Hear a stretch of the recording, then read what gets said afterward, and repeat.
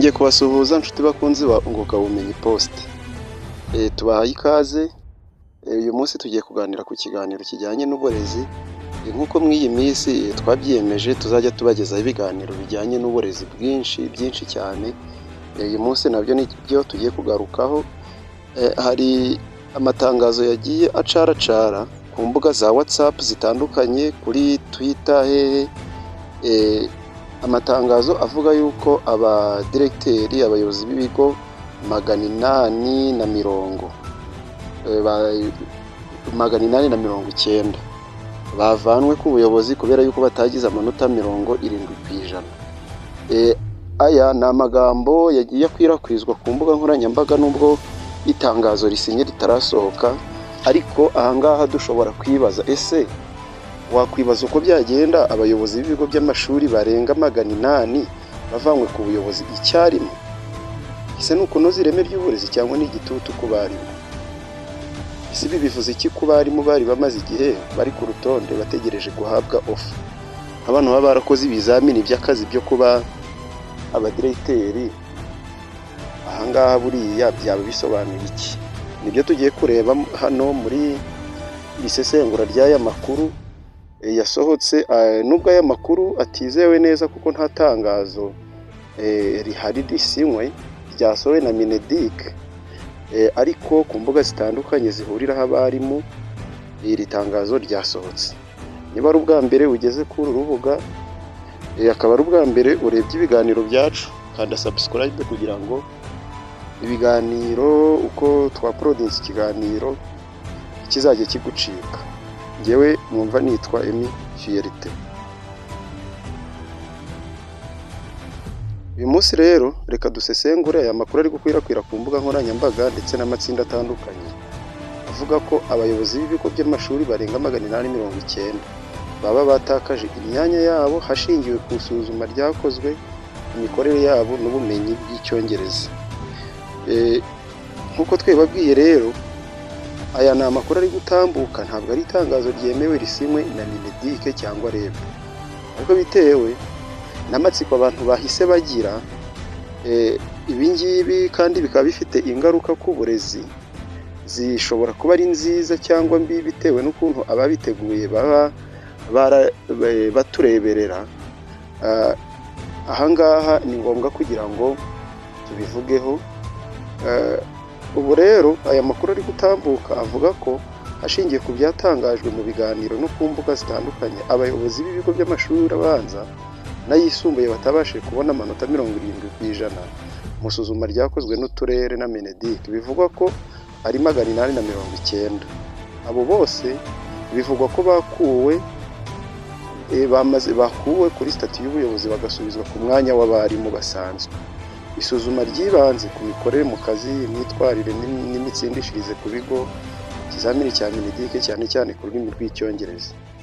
Ibi bivuze ko ubuyobozi bw'amashuri bushyizwe ku rwego rwo hejuru kandi ntibukira umwanya. Mbese ubwo kuba umuntu ari umuyobozi w'ishuri ni ukuvuga ko hari standard, hari ubumenyi agomba kuba afite. Uvuga ngo rero kandi kuba umuntu ari umuyobozi w'ishuri, ibi ni ibintu byahise bigaragaza ko isaha ku isaha ashobora gukurwa ku buyobozi, atari umwanya ushobora guhoraho. Imyanya ishobora kuba vacant, nk'abantu bakoze ibizamini byo kuyobora amashuri.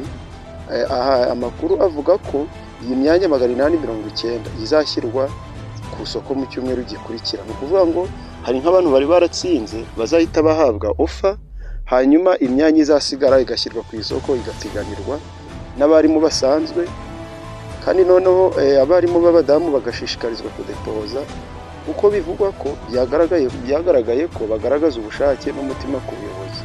Hari abarimu 500 bari basanzwe bari kuri waiting list, batsinze ibizamini by'ubuyobozi bashobora guhita bahabwa ofa. Ibi hasigaye imyanya rero igera kuri 390 ishobora guhatirwa cyangwa se guhatanirwa n'abandi barimu.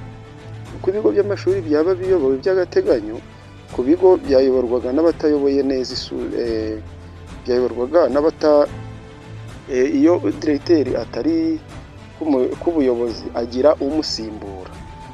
ubwo rero akaba amusimbuye by'agateganyo ategereje head teacher mushya. Ibi rero bikaba bigamije kudaha icyuho imiyoborere y'ikigo. Noneho ibi byose kandi bikaba biduha isomo rikomeye ko ubuyobozi atari ikintu umuntu agomba kwizereramo ko azagihorana. Abenshi baribaza bati ese umuyobozi mwiza ntuzi icyongereza? Ibi byakomeje kwibazwa ku mbuga, bibaza bati ese umuyobozi mwiza ntuzi icyongereza cyangwa ntuzi kuyobora? Ariko tuzirikane ko ku rwego mpuzamahanga icyongereza ni igikoresho cy'akazi, cyane cyane mu burezi bujyanye mu burezi, cyane cyane muri polisi z'uburezi, amahugurwa n'ibindi. Icyongereza ni igikoresho cy'akazi ku rwego mpuzamahanga. Ikindi, ibi bintu bishobora guha amahirwe ku rubyiruko n'abarimu bashya. Ibi bishobora gufungura amahirwe mashya, gutanga icyizere ku barimu bari bamaze igihe bategereje kubona akazi, ariko kandi bigashira igitutu ku bayobozi basigaye, bigasaba ko bakomeza kwihugura buri gihe. None se kuki aya makuru tugomba kuyafata neza? Impamvu iri tangazo nta tangazo risimwe twabonye. Niyo mpamvu nubwo abenshi bahise babifata nk'ukuri, itangazo ridasinye ntabwo twahita tubyizera, nubwo amakuru wenda aba yagiye acicikana ku mbuga, ariko ni ugutegereza kuko isaha ku isaha itangazo ribyemeza rirasohoka, cyangwa se itangazo ribihakana naryo rishobora gusohoka. Niyo mpamvu tutabyizera 100%. Ikindi, aya makuru ashobora kuba bibaye ari byo koko, aya makuru ari gutambuka bibaye ari byo, ni ibintu byaba bigaragaza icyerekezo cy'uburezi ndetse n'ubuyobozi bw'uburezi mu Rwanda mu minsi iri imbere. Ni ukuvuga ko hazajya hayobora umuntu ushoboye, wasuzumwe neza koko akagaragaza yuko akwiriye kuba umuyobozi. Ni ngombwa rero gutegereza itangazo, ariko ntibibuza gusesengura amakuru no kuyigiraho isomo. Nibyo nk'uko tuba twabonye iri tangazo rikwirakwira ku mbuga, abantu bagenda baforwardinga message, natwe biba ari ngombwa ngo tubisesengure, hanyuma byaba na ngombwa natwe tukagira isomo dukuraho. Niba aya makuru ari gutambuka yemejwe mu minsi iri imbere, yaba ari intambwe ikomeye mu kunoza ireme ry'uburezi, gushyira imbere ubushobozi n'imikorere kurusha imyanya. Ariko niba ataremezwa, ni ukwitonda. Ubuyobozi ni urugendo, ariko nanone si intebe umuntu afata ngo yicarane. Iri somo, ibi ngibi nibyo byaba bitwereka ko iri tangazo riramutse ari byo, byahita bitwereka yuko ubuyobozi atari ikintu umuntu aba yahorana. Niba rero uri umwarimu, iyi message wakura kuri ibi, ugukomeza kuyihugura, amahugurwa aje ukaba ugomba kuyakurikirana, ndetse n'ibisabwa byose ukabyubahiriza, cyane cyane kwiga icyongereza, kwiga ikoranabuhanga, ndetse no kubahiriza inshingano zawe nk'uko uba ubisaba. Hanyuma ugateza imbere ubuyobozi, kandi guteza imbere ubuyobozi n'uburezi bwiza ni itegeko, si amahitamo y'umuntu, ahubwo ni ngombwa. Niba rero